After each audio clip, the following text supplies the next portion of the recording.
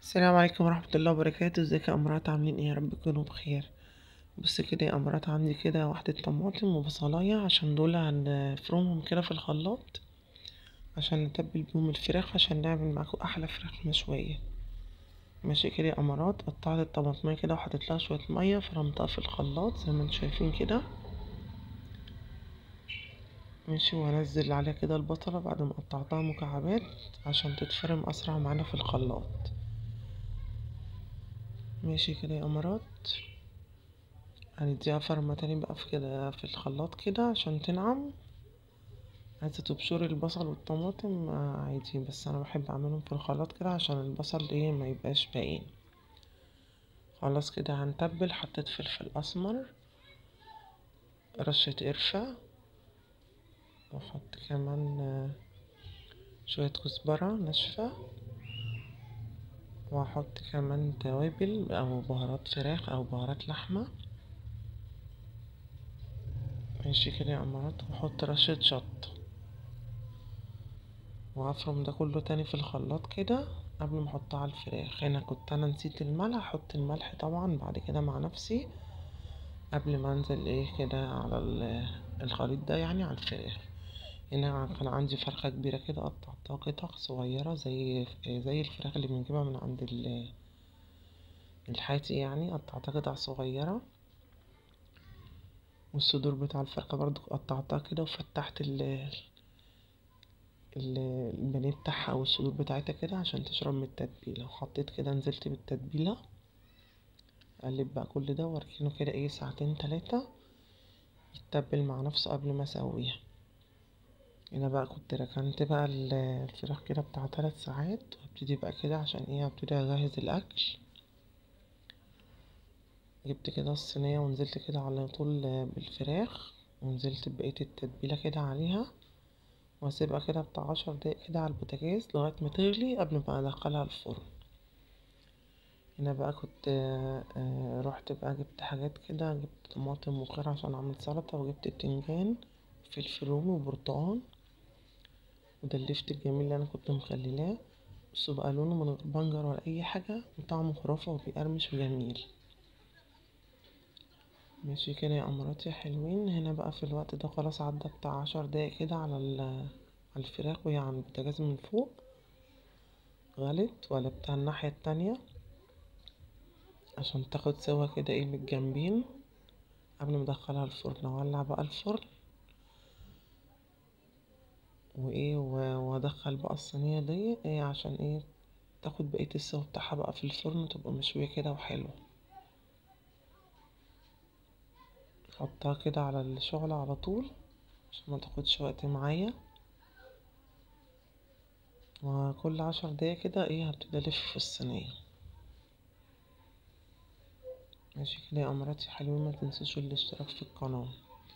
بص الكتكوتة دي بقى القمر لقيتها ايه وانا بقى في الفرن، لقيتها واقفة ايه قدام البوتاجاز مجننني، بس انا بحبهم او بموت فيهم.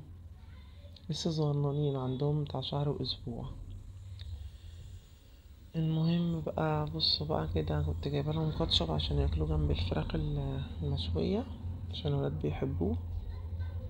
طلعته كده من الشنطه، وكنت جايبه رز برضك عشان اعمله. ماشي كده يا امارات، كنت هنا خرط السلطه بعد ما غسلت بقى الطماطم والخيار، بس انا قلت ايه اعمل رز الاول. وعندي هنا بصلايه هعمل بقى الرز الاول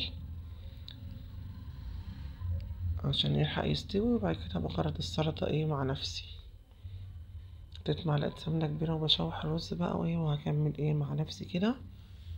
هنبتدي بقى نعمل سلطة الحياتي اللي تجنن.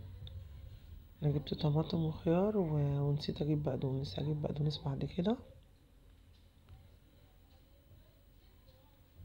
وهبتدي بقى اخرط بقى خرطة زي سلطة الحياتي كده بالطول،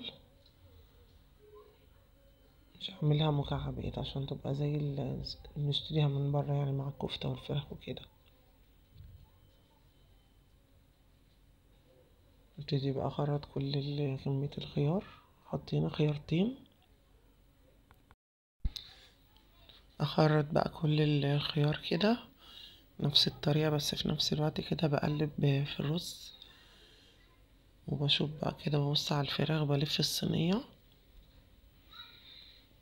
خلاص كده خلصت الخيار، قررت الطماطم بقى كده برضو طرنشات كده، مش مكعبات، لا طرنشات زي سلطة الحاتي بالظبط. هنا برضو كده بقى كده ببص على الرز، وبفضل الف كده في الصينية عشان انا حطها في الشعلة، على الشعلة يعني بتاعت الفرن على طول. طلعت كده الصينية وبقلب الفراخ بقى على الجهة التانية كده عشان تاخد نفس السوا كلها قبل ما احمر الوش بتاعها. انا كنت بدوق بظبط الملح، وكان عندي شوية مية كده مغلين في الحلة حطيتهم عشان ايه تستوي كويس الفراخ. جبت الشوية بس بحطها تحت الرز. الله اكبر، الله اعظم، مش لا اله الا الله، مش محمد رسول الله. وهنا بقى كده خلاص خرجت البصلة بتاعتي برضو طرنشات كده، واغطي، وبعد كده ابقى اعمل ايه بقى البقدونس، هبعت اجيبه واعمله مع نفسي، اخرطه يعني مع نفسي. دلوقتي بقى هنعمل سلطة الطحينة الخطيرة. سلطة الطحينة بالزبادي خطيرة، جربوها بالطريقة دي فعلا والله طعمها جميل قوي، اكنكم ما اكلتوش يعني سلطة الطحينة قبل كده. عندي بقى كده جبت علبتين زبادي افضيهم في البولة دي. جربوا سلطة الطحينة بالزبادي، تحفة تحفة، هتعجبكم قوي. هضرب كده الزبادي كده بالمضرب عشان نعمه خالص قبل ما ننزل عليه كده بالطحينة. هنا دي الطحينة دي خام اللي هي السمسم، طحينة السمسم. حطيت كده معلقة كبيرة وهبتدي اقلب فيها كده، وهدوق كده بقى كده اشوف الطعم بتاعها. هزود شوية طحينة تاني، حطيت بتاع معلقتين طحينة على معلقتين الزبادي على علبتين الزبادي، لقيتها كده مظبوطة. هنا بص بقى الفراخ بوريها لكم كده، هبتدي تاخد لون، اخليها بقى تدخل ايه في الفرن تاخد بقية اللون بتاعها اللي تحمر يعني وشها. احط بقى شوية ملح، بحط ملح وكمون بس على سلطة الطحينة، مفيش اي حاجة تانية، واقلب بقى كده وجاهزة كده ايه على الغرفة على طول كده تحفة. هنا بقول لكم ان هي مية مية يعني. بص القوام بتاعها بقى جميلة جميلة يا جماعة، جربوها كده، ولا توم ولا اي حاجة تانية. وهنغرف بقى الاكل ونوريه لكم. بصوا كده يا امارات بقى غرفت كده الرز. كنت عايزة اعمل رز بالكركم او بالكاري، بس جوزي ما بياكلش الحاجات دي، عملت رز ابيض. ودي الطحينة الخطيرة، وادي السلطة بقى بعد ما حطيت عليها البقدونس. سلطة حياتي يعني 100%. وادي الفراخ بتاعتنا، شايفين جمالها، شايفين بقى الفراخ المشوية تحفة تحفة. جبت لهم الحاتي في البيت لحد عندهم. ما تنسوش اللايك والاشتراك في القناة وتفعيل الجرس. مع السلامة.